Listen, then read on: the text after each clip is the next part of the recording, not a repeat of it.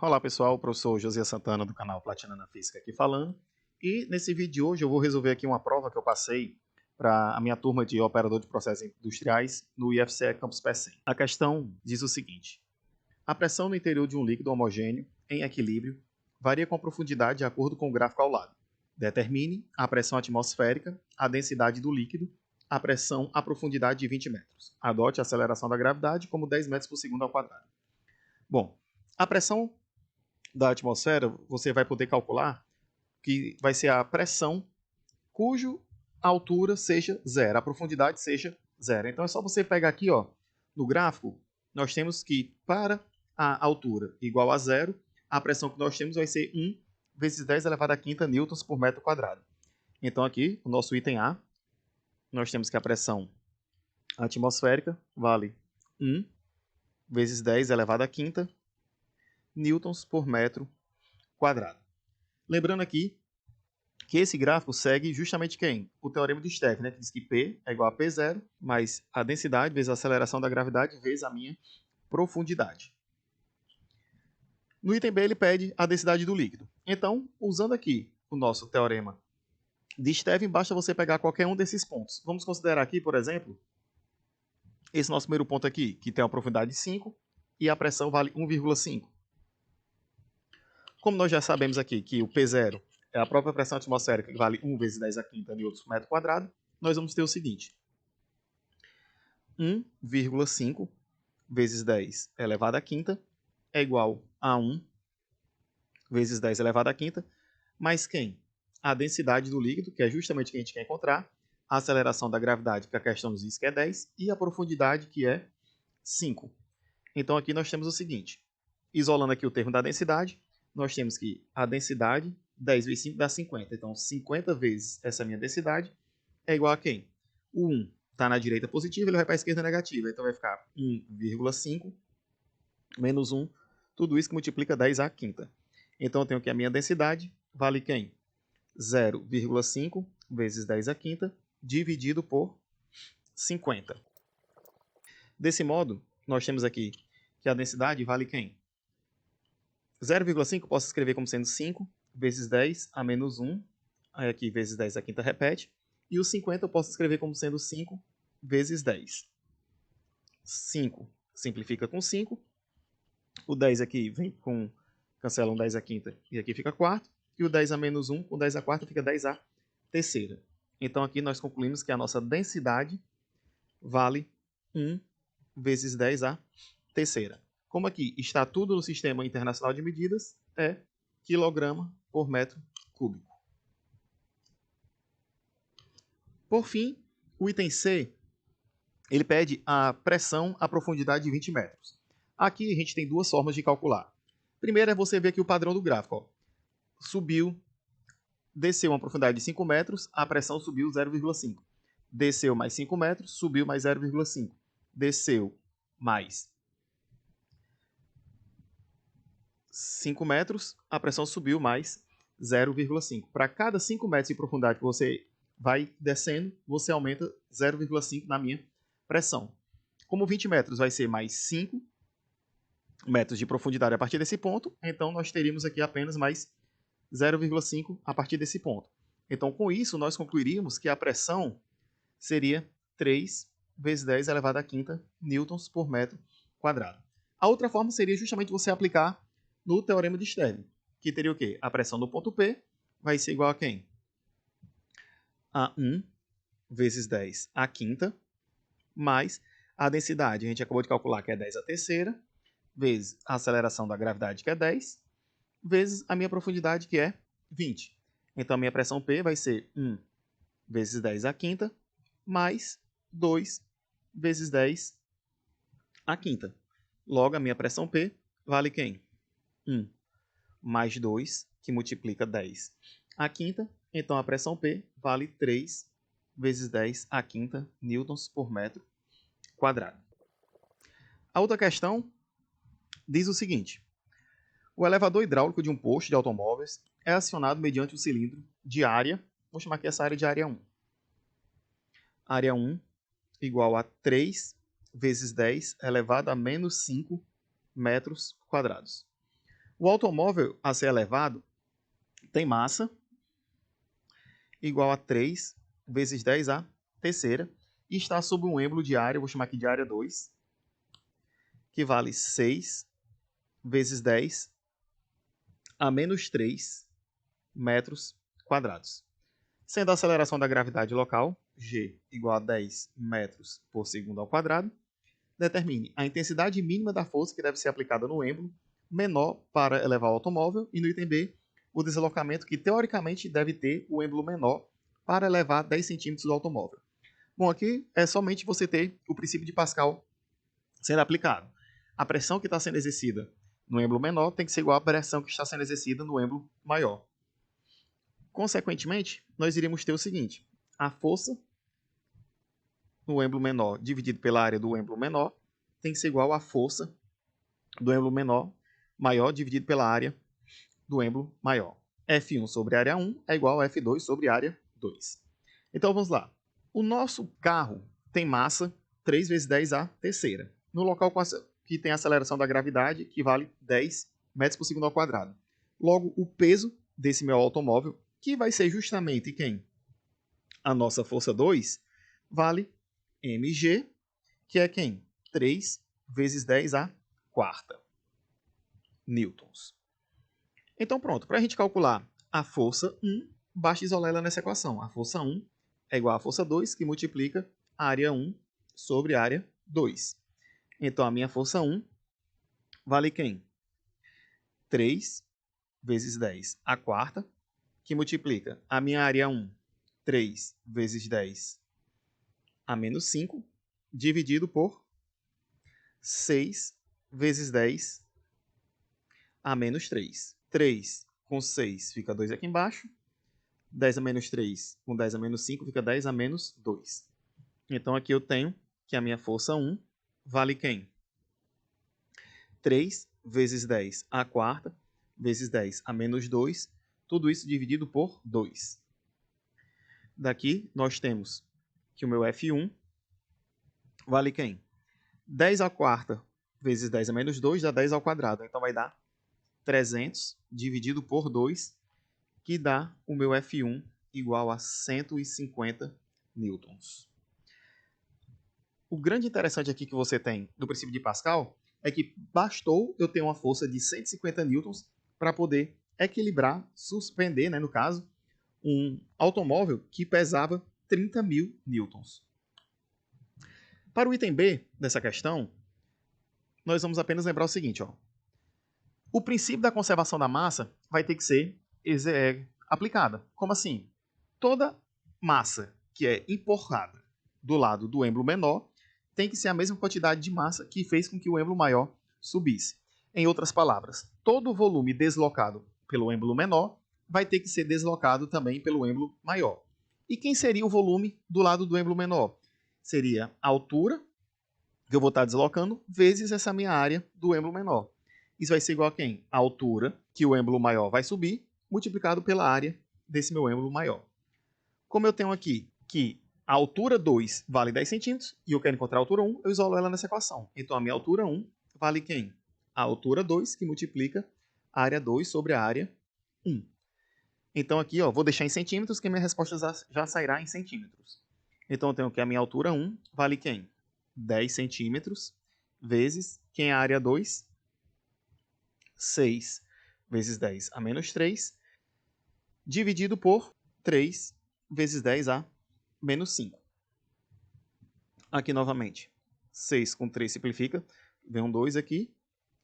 O 10 a menos 3 em cima, dividido por 10 a menos 5 embaixo, sobra 10 ao quadrado em cima. Então, eu tenho aqui que a minha altura 1 vale quem? 10 vezes 2 vezes 10 ao quadrado. Desse modo, eu tenho que a minha altura 1 vale 2 vezes 10 a terceira centímetros, que isso aqui é a mesma coisa que eu tenho o quê? 20 metros. A terceira questão dessa prova dizia o seguinte: um recipiente de vidro com capacidade de 1.000 centímetros cúbicos contém 980 centímetros cúbicos de glicerina a uma temperatura de 20 graus Celsius. Aquecendo o conjunto até uma temperatura T, verifica-se que a glicerina começa a transbordar. Dados o coeficiente de dilatação volumétrica da glicerina, 48 vezes 10 a menos 5 graus Celsius a menos 1, e o coeficiente de dilatação linear do vidro, igual a 9 vezes 10 a menos 6 graus Celsius a menos 1, calcule o valor aproximado da temperatura T na escala Celsius.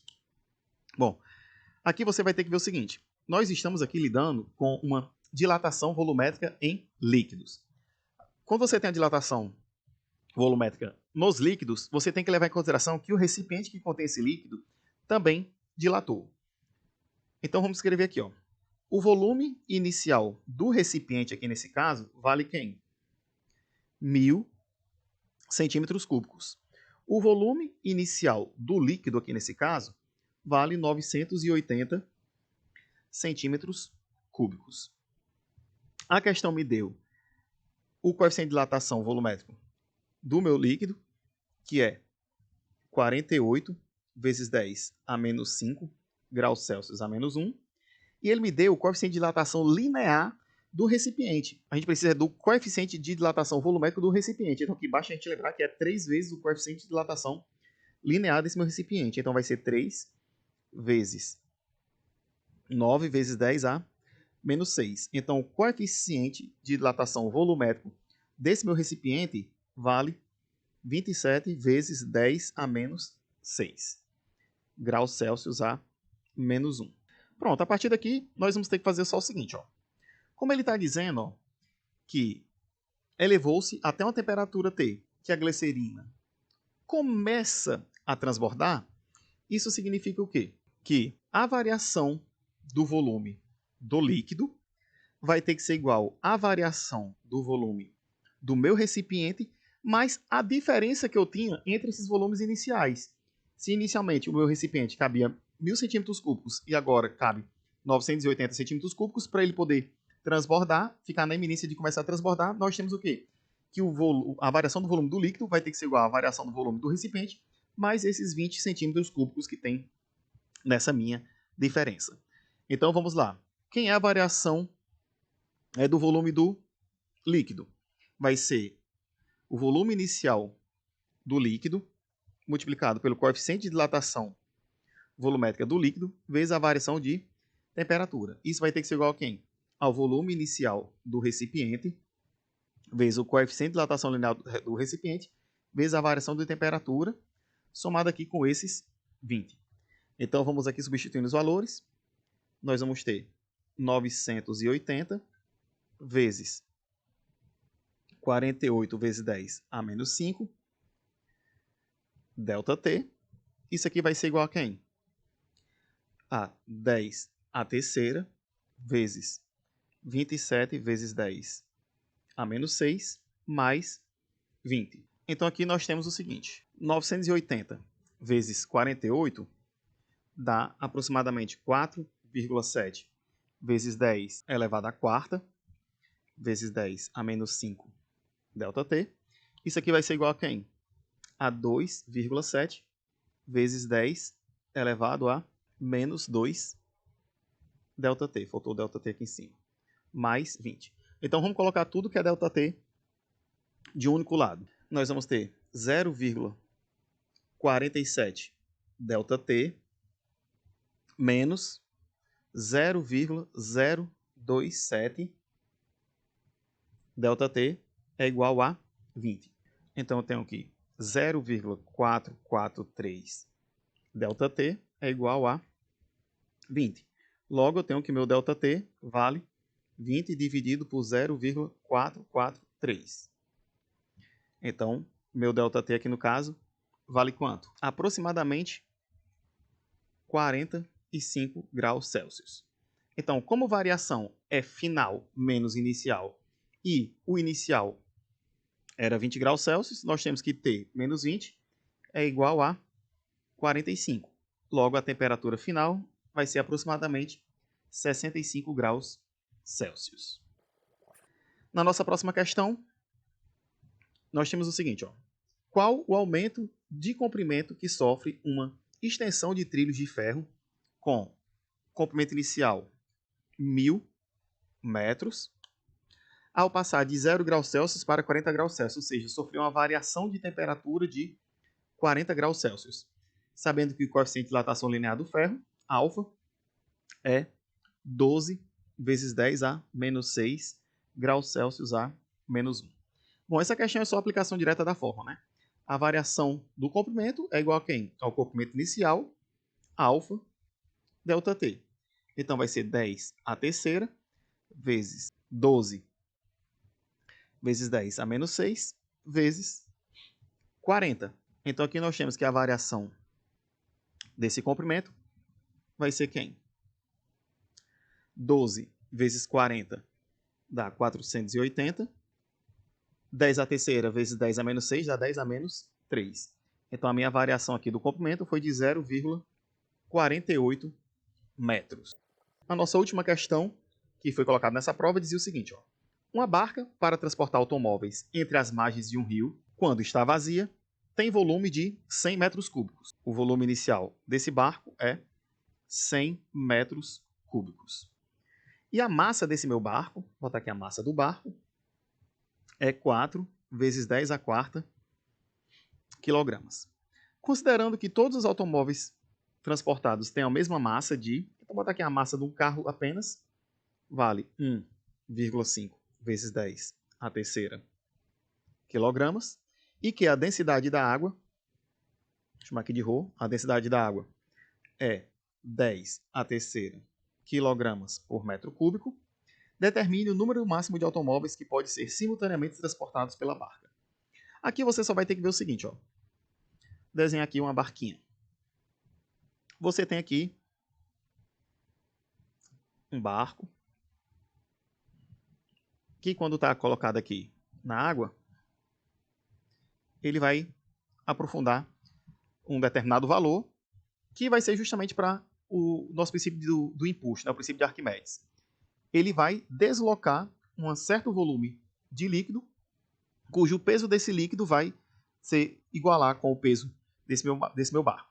Então, a partir do momento que você começa a colocar mais carrinhos nesse barco, ele vai cada vez deslocando um volume maior para poder se equilibrar com o peso.